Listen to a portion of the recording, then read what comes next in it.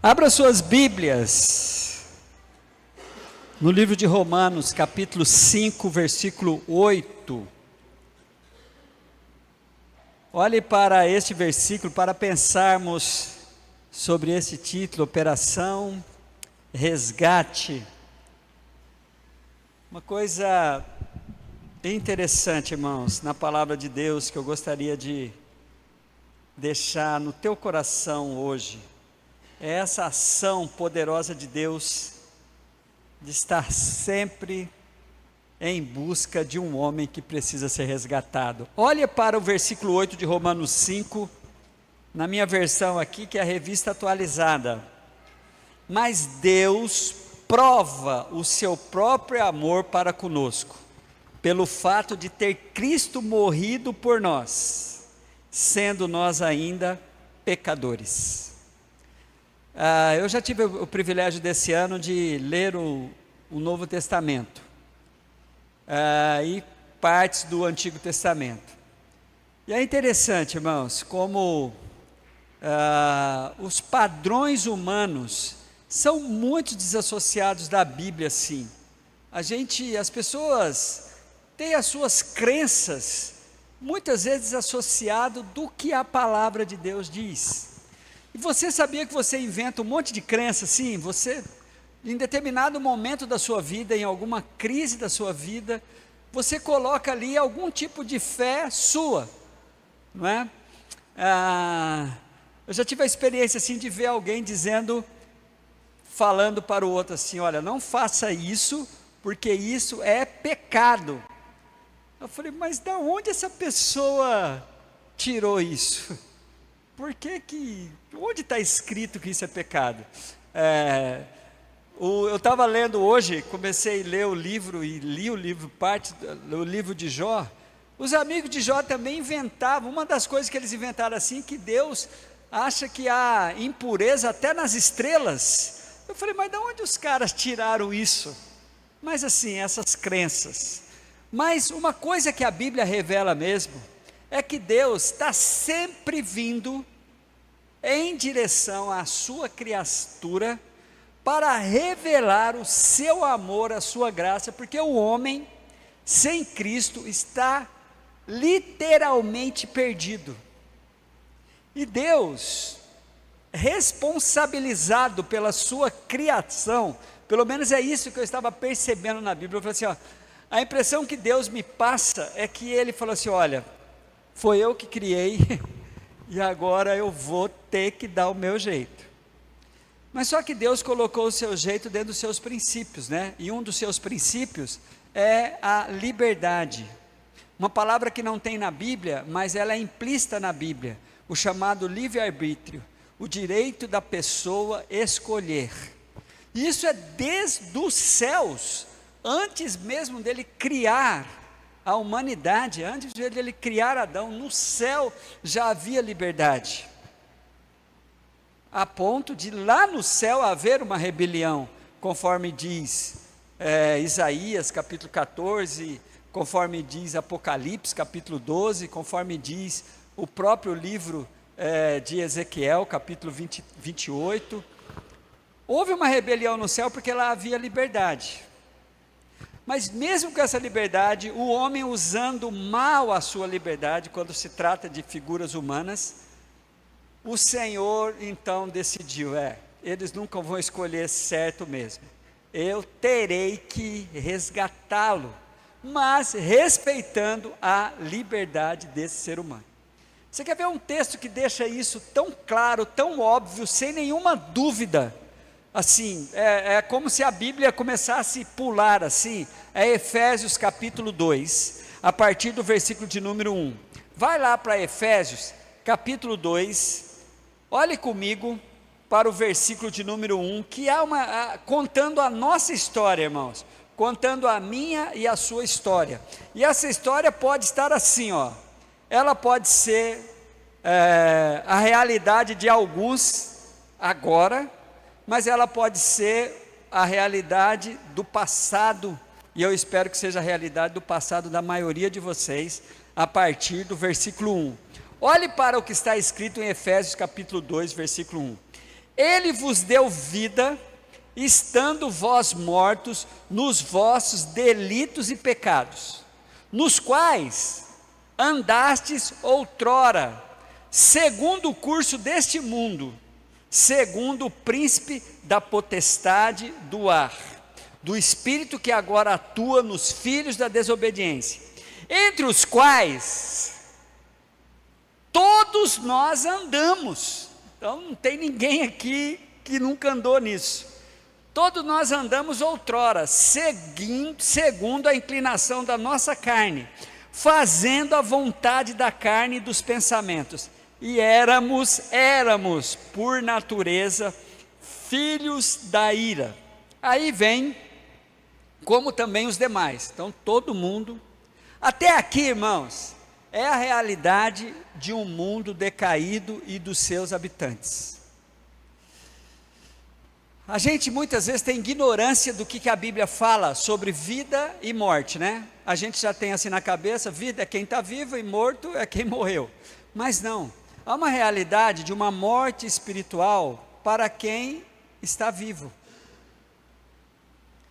A ausência de Cristo, a ausência daquele que se anunciou para nós em João 14,6, que Ele é o caminho, a verdade e a vida, faz de indivíduos vivos ser considerados espiritualmente mortos.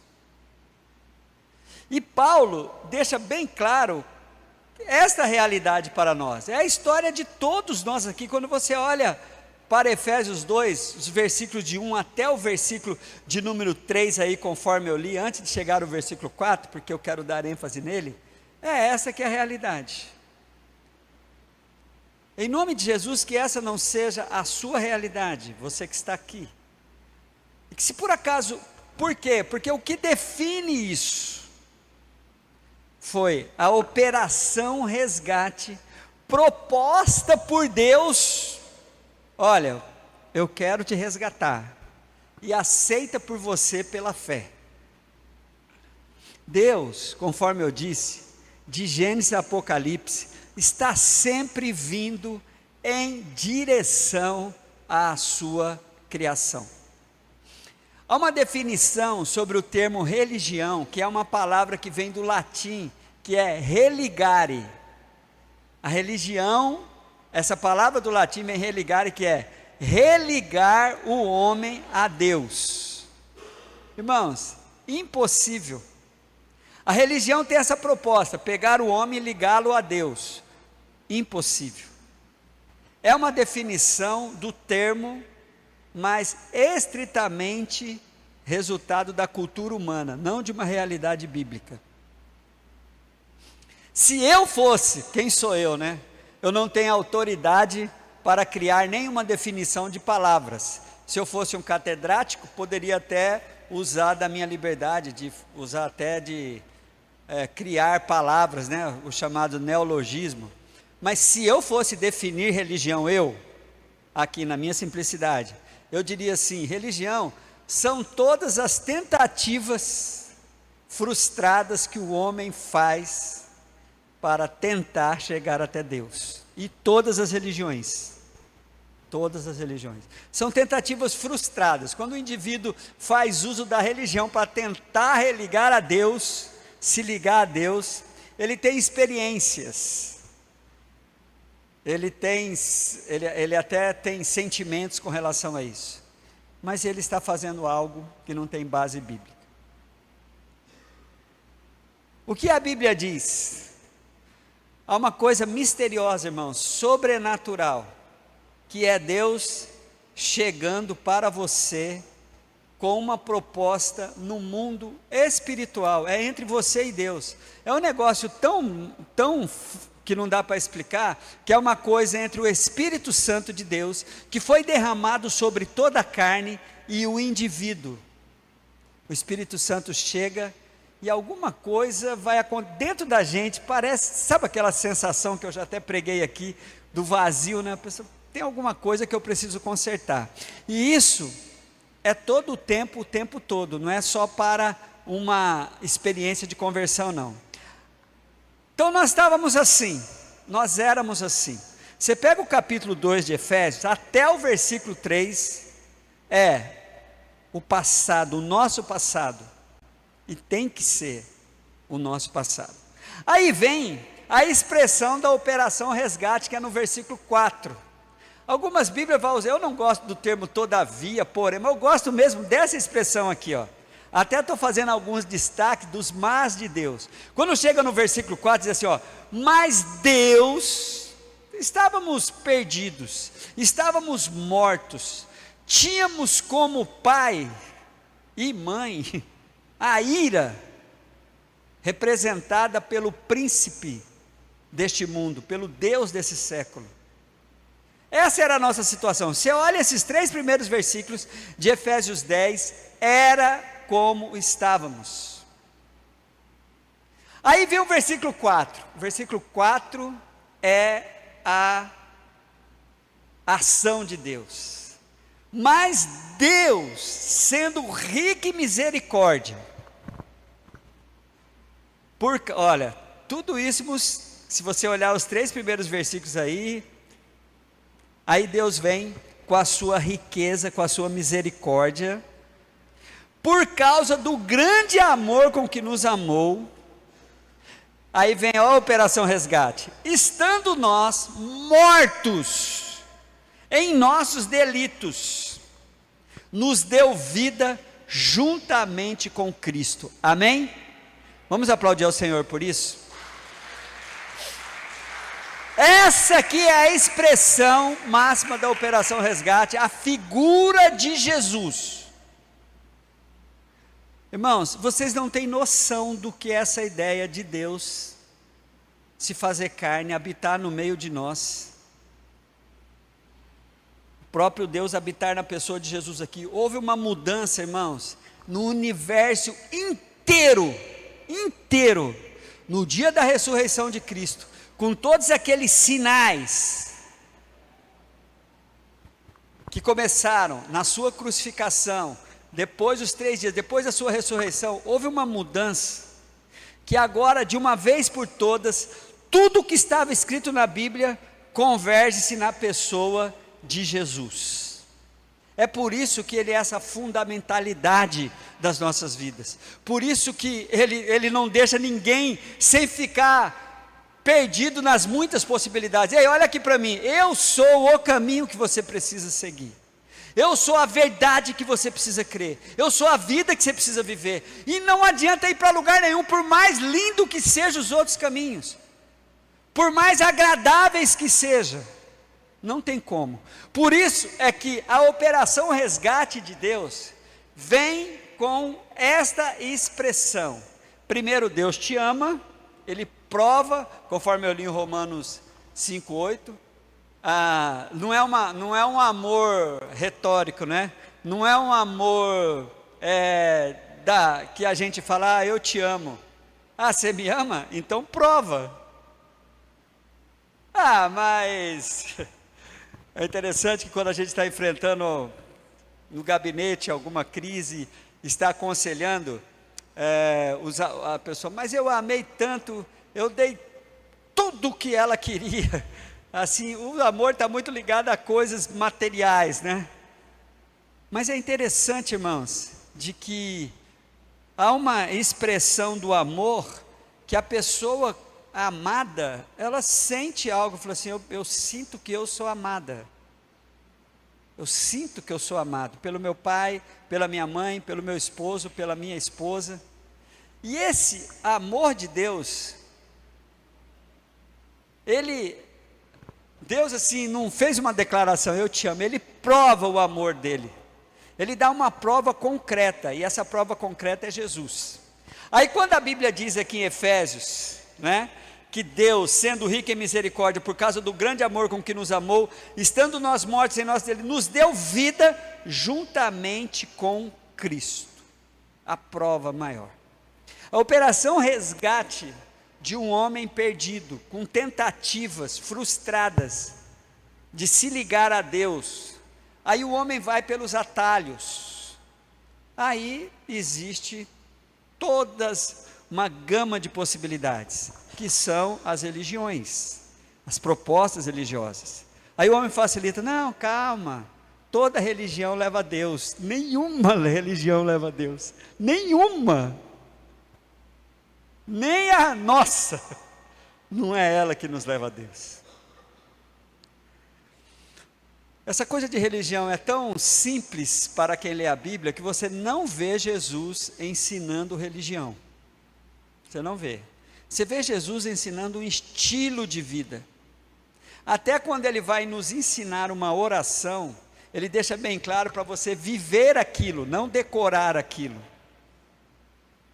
O Pai Nosso não é uma oração universal, que a gente pode orar e todo mundo conhece.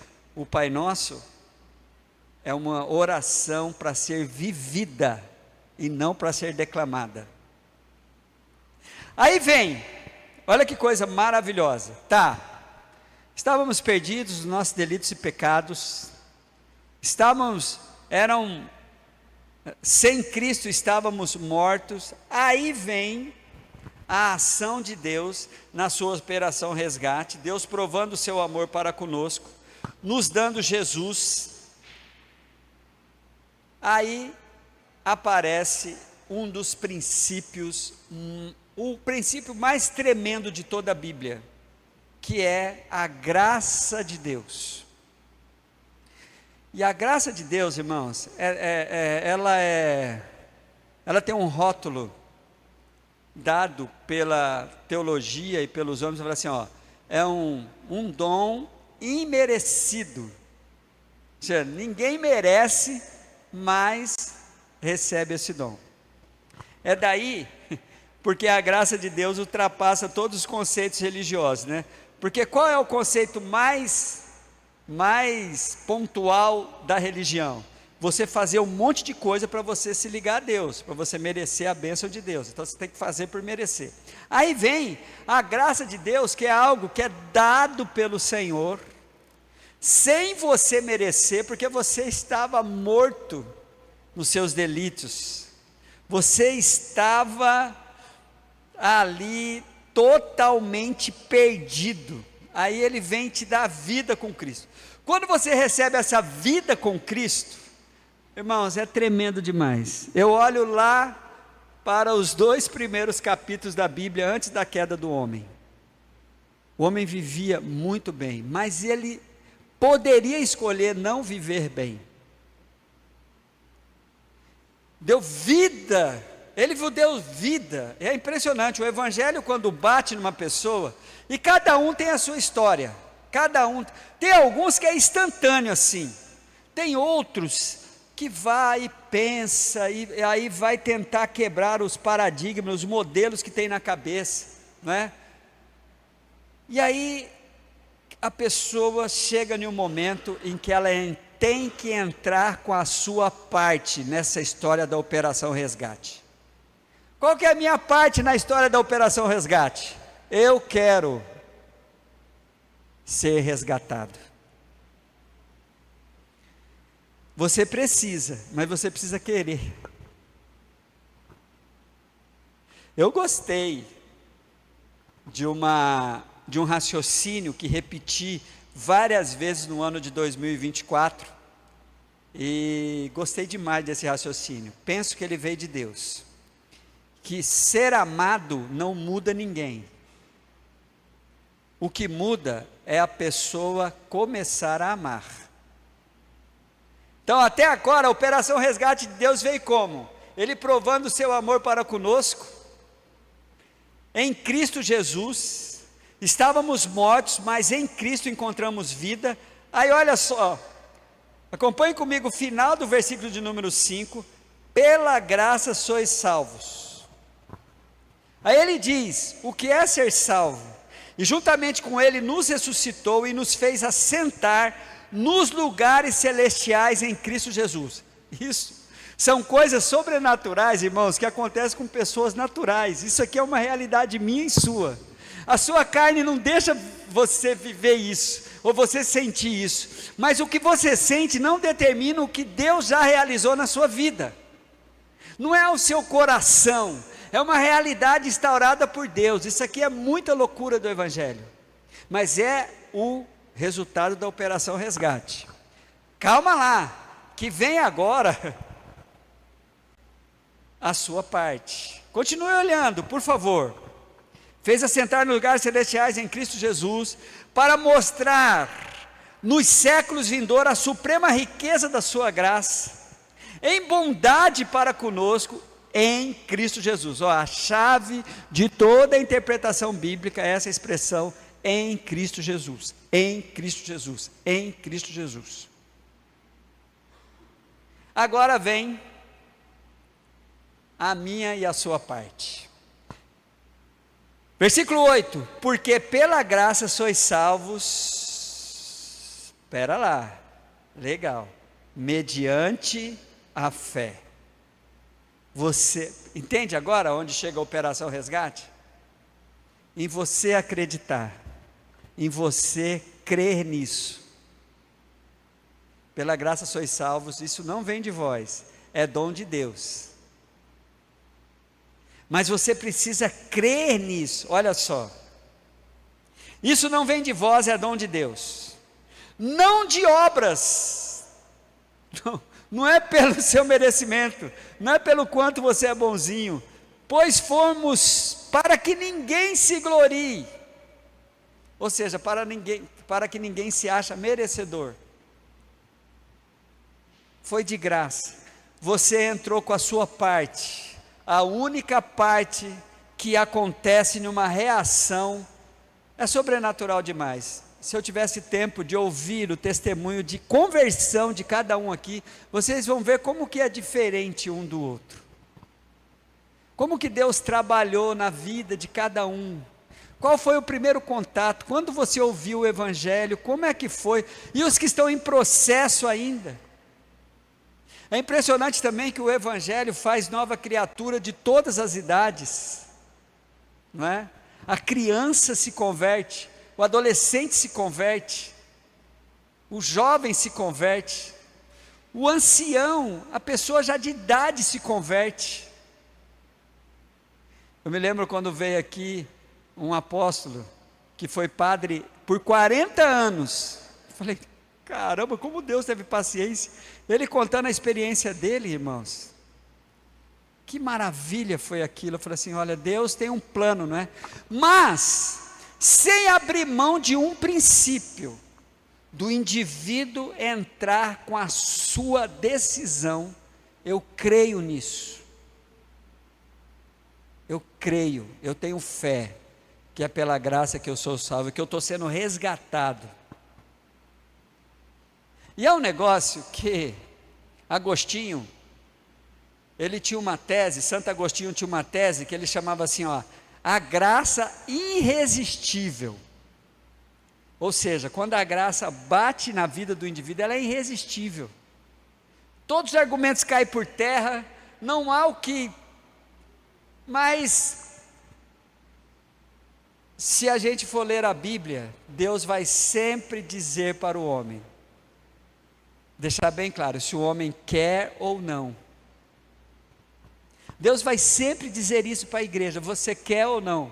Deus vai dizer sempre isso para você. A grande prova é Apocalipse 3:20, o símbolo de Jesus batendo na porta da igreja, irmãos. Não é na porta do coração do não crente, não. Apocalipse 3:20 é Jesus batendo na porta da igreja. A igreja de Laodiceia. Eis que estou à porta e bato. As pessoas usam esse versículo para evangelizar, muito bem, porque a palavra de Deus é viva e eficaz, mas este é um texto escrito para a vergonha nossa, a possibilidade de estarmos aqui dentro e Cristo está do lado de fora, batendo na porta da igreja. Você já pensou que loucura? Muito bem, entra. Para que Deus realize a operação resgate na vida de qualquer ser humano, eu não fico com a teologia agostiniana da graça irresistível. Eu penso que a graça de Deus pode ser resistida. Irmãos, olha que doideira, quando você vai ler Gênesis 4, naquela treta antes de Caim matar Abel, sabe quem conversa com Caim e dá um toque para ele? Deus! Não é Adão. Não é Eva que chegou, meu filho, vem cá, deixa eu falar. Ele é seu irmão mais novo, tadinho, ele é o caçula, não, por isso não. É Deus que chega para Caim e fala: Caim, ô Caim, por que caiu o seu semblante, cara? Se você não fizer o certo, você vai ser recebido. Mas você está aí cheio de inveja, de raiva, de amargura. E saiba, você pode dominar isso. A gente vai prestando atenção em alguns detalhes. Fala assim: aqui foi Caim falando, Deus falando. É Deus, irmãos. E sabe o que o palhaço do Caim fez? Usou da sua liberdade. Eu não vou te ouvir, Deus. Eu não vou te ouvir. E a história vocês conhecem. Por isso é que não dá para ler a Bíblia e tirar da Bíblia a responsabilidade que cada um de nós temos de entrarmos com a nossa parte. E a nossa parte, irmãos, não é dinheiro, a nossa parte não são os nossos bens, a nossa parte não tem nada a ver com o mundo material. A nossa parte é entregar para Deus o que mais de valioso temos, e o que mais de valioso temos não tem nada a ver com o mundo material, mas com a nossa alma, a nossa vida. Por isso é que a Operação Resgate só se concretiza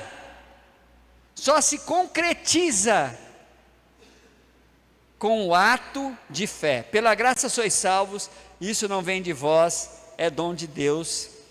Ela é produto vem por meio da fé. Quando o indivíduo crê que Deus está vindo em resgate dele, que Jesus morreu por você, aí você fala: eu me rendo a isso, eu me rendo. E quando a operação é completada, irmãos, não tem nada a ver com doutrinas humanas ou tal. A gente tem uma disposição de agora em diante, eu quero fazer o que agrada a Deus. Eu não faço para ter isso, porque eu ganhei isso, porque eu criei que Cristo morreu por mim, porque eu creio que Deus realizou uma operação resgate em mim. Aí acontece a bênção do versículo 10. Olhe para o versículo de número 10 de Efésios 2. Porque somos criação dele. Agora, resgatado, a operação resgate foi realizada em nós. Eu entrei com a minha fé. Agora, olha o que acontece comigo. Deixa eu ler na revista atualizada, porque eu estava vendo aqui, eu sempre pulo para a NVI. Pois somos feitura deles, criado em Cristo Jesus. Aí sim, em Cristo Jesus eu fui criado para as boas obras. E para a realização, olha aqui para mim, eu quero que só você olhe para mim. Para a realização do seu ministério, da sua missão. E todos nós temos a nossa missão aqui na terra. Todos nós. Ela foi preparada, olha o que a Bíblia diz: em Cristo Jesus para as boas obras, a quais Deus de antemão preparou para que andássemos nesta missão, para a realização daquilo que Deus me preparou. Uma revelação só vou trazer para vocês essa quinta da vitória. Eu não sei quantas tias você tem, não, brincadeira, irmãos. Toda a revelação de Deus, ela chega em um princípio bíblico que não é um versículo, mas é um raciocínio. A sua missão, você vai usar os seus dons, os seus talentos, vai usar os recursos que você tem, para chegar nesse ponto aqui, ser testemunha desse amor com o qual você foi amado, e agora você vai contar, você vai testemunhar para todo mundo. Como é que isso aconteceu? Como é que isso está acontecendo? E você vai provar com as suas atitudes. É daí que a gente precisa do Espírito Santo de Deus. É daí que a gente precisa todos os dias. Porque as pessoas falam que a vida do crente é uma vida... alguns falam, tão cansado, tal. É a mesma coisa, irmãos. Não tem mesmice na vida do crente. Eu e Sandra somos casados, vamos fazer agora este ano 35 anos, né? De casados.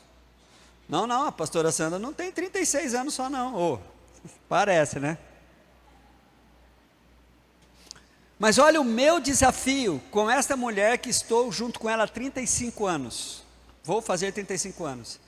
Todos os dias eu tenho que evidenciar no meu relacionamento com ela o quanto Deus me amou. É uma vida monótona? Não tem monotonia nisso, irmãos. Não tem. Hoje mesmo, estava lá em casa, lendo o livro de Salmos, querendo me concentrar no livro de Salmos, e a bendita da minha esposa, do meu lado, ouvindo uns vídeos de TikTok. Falei, desgrama, viu? Peguei ela no colo, comecei a andar na casa. Ela falou, o que foi, amor? O que a Bíblia falou aqui para você no livro de Salmo? Não, eu estava lendo Mateus, que a Bíblia falou para a gente tomar a sua cruz e caminhar. Brincadeira, irmãos, eu não fiz isso. Não, brincadeira. Estava lá carregando a minha cruz, né? Ainda bem que a minha cruz é meio levinha e tal. Irmão, mas aí eu falei assim, cara, aí eu poderia ser, né? Sabe o que eu fiz? Nem sei se a Sandra percebeu isso. Percebeu, Sandra? Eu peguei e falei, sabe uma coisa? Eu vou ler lá no outro quarto. Eu não vou entrar numa disputa aqui, cara. Estou lendo. Aí fui ler. Estava precisando chegar até o Salmo 40. Aí fui ler. Falei, eu vou para lá. Não vou pedir para baixar e tal. Porque, irmãos, eu ouço meus negócios no celular com fone. A pastora Sandra fala, eu não gosto de fone. Aí eu tenho que ouvir tudo que ela quer ouvir no celular. Você acredita num negócio desse? Aí o que eu faço? Não vou. É o jeito que ela gosta. Não gosto de fone, porque, sabe? Não, e quando ela quer que eu goste dos vídeos que ela está vendo, aí vira passada. Veja aqui. Aí eu olho. É para gostar? Aí eu amei. Poxa, que cara falso. Mas vamos fazer 35 anos de casado. O que eu estou querendo dizer para vocês é o seguinte, não tem monotonia, irmãos. É um desafio diário, desde quando você acorda. É muito sério esse negócio. Desde você acorda, você tem um desafio de naquele dia testemunhar do amor de Cristo. Isso não é religião, irmãos. Isso não faz ninguém melhor, só faz você uma pessoa que tem que ficar atento. Aí a gente entra na dinâmica desse mundo. E aí a gente vai vivendo. Como se fôssemos filhos da desobediência. Deus realizou uma operação resgate. Eu espero que aqui, e quem esteja assistindo essa mensagem, fala, opa, essa é a minha situação. Eu era, agora não sou mais. Mas eu estou precisando compreender melhor essa história aí de para que eu fui feito, qual que é a minha missão. Primeiro, não se perca na sua missão, ela tem uma base. Você vai testemunhar o amor de Deus na sua vida, como que Deus te amou e como você está amando este Deus. E sabe quais os instrumentos que Deus vai te dar para você provar esse amor para com Ele? Com quem você convive e com quem você vai se relacionar. É monótono a vida de um crente assim, até sabe da pessoa desconhecida. Falei, meu Deus, é uma vida muito dinâmica. Os resgatados aqui por Jesus, por favor, fiquem em pé para o André sacar que está terminando. O André fala para mim assim, hoje você não deu a deixa não. Irmãos, operação resgate.